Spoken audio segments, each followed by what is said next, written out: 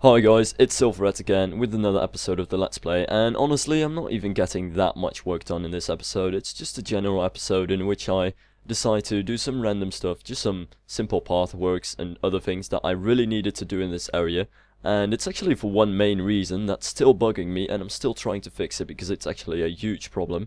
And I might have been talking about this earlier, but Weber's large rocks just keeps crashing on me, and this is actually a major issue since I've been using it for years, and it's always been working, and I used it for the majority of the rocks in this park already, but for some reason, nowadays, it just keeps crashing my game. I place about one or two rocks, and then, boom, it's gone. So that's actually a major problem, and I tried actually downloading a newer version, because he said that the old version was indeed bugged for some reason, so I downloaded the newer version and installed that, but it still crashed, so I'm still trying to fix that somehow.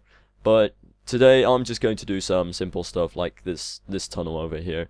Tunnels, honestly, they really annoy me in Roller Coaster Tycoon 3. It's just because the mechanics with the terraforming and stuff like that are somewhat weird, and sometimes they really nag me. Though this tunnel isn't all that bad, I still want to put some things in it. Like, I don't exactly know what, but I don't want to make it look as boring as it looks now.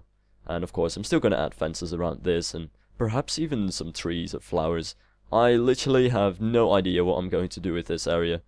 I just like the idea of having the paths and having a looping just kind of go underneath, well, not underneath the paths, but kind of go above the ground. I don't even know how to explain it, but I like the idea. That's basically what I'm trying to say. And this general path area is definitely probably way too big.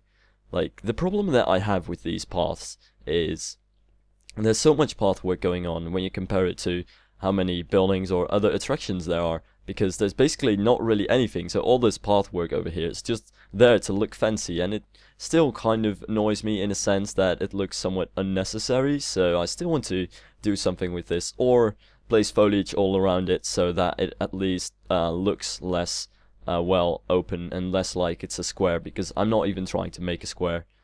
But I still like this path work though. It just doesn't make that much sense, but I like the general look of this. And of course, I'm trying to get the textures again. Don't exactly know what kind of textures I used before, but I guess that'll be fine. And for the queue, I figured I would actually make a wooden walkway that would kind of hover above the rocks that I want to make in this area.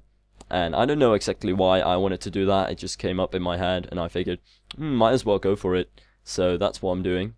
And I don't know, I just feel like I really like doing rock work and adding flowers and ferns and all kinds of cool ground shrubbery and foliage around it, so I just figured I would give it a shot and try doing this.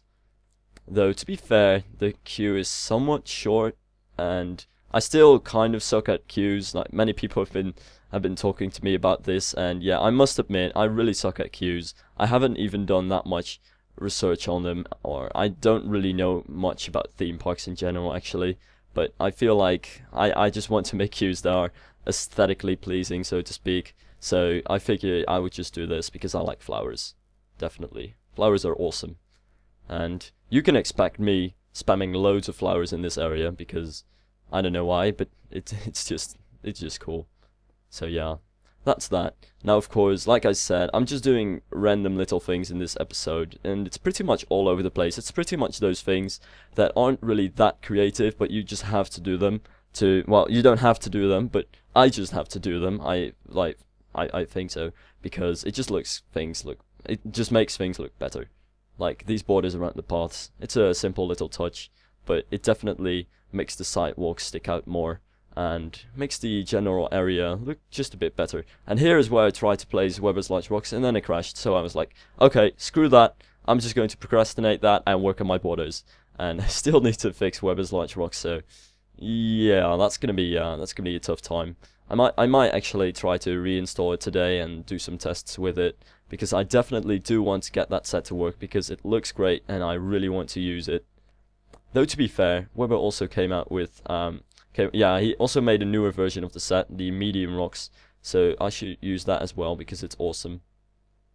And of course, I'm adding wooden borders again because, you know, I sometimes don't see, I sometimes see people not using any wooden fences, But wooden fences, especially when you've got a, well, park like this, which is kind of alpine, or if you've got, for example, a western-ish park, well, anything in which the buildings have wooden stuff in it, or farm-themed, anything basically, wooden fences are just amazing, and Station Gym's fences are awesome, so I really sometimes need to force myself not to use those things, because if I really wanted to, I could really overuse those things because they're so awesome.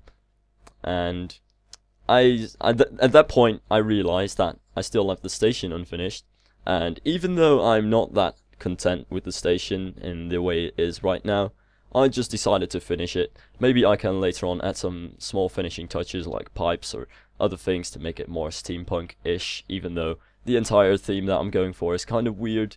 I just figured, I really need to finish that top part. My OCD couldn't accept the fact that part of the building was still unfinished, and I had that ugly little thing on the roof that was basically nothing, so just adding some windows and other odds and ends to it. Of course, door to the balcony. I don't exactly know the function of that, but the thing is with roofs, I have a thing where I don't like it when I see a roof and there's nothing on it. I want to at least have something on my roofs. I don't know if that's something that everyone has, but I just find that it looks better. So whether it's dormers or a weird thing that sticks out like this, I just want to add something to my roofs. I don't want to have a flat surface. So that's why I'm doing this. Also, the general shape of the building is a bit better due to this thing because it's not as straight and boring and square. So that's really cool. And yeah, I really like that balcony up there. I don't know why, but I have a thing for balconies. They're awesome. And at that point, I was like, I might as well spam these ironworks, because that's how steampunk works. You just spam steel things and then you call it steampunk. But anyway, that's this episode, so see you in the next one, and thanks for watching.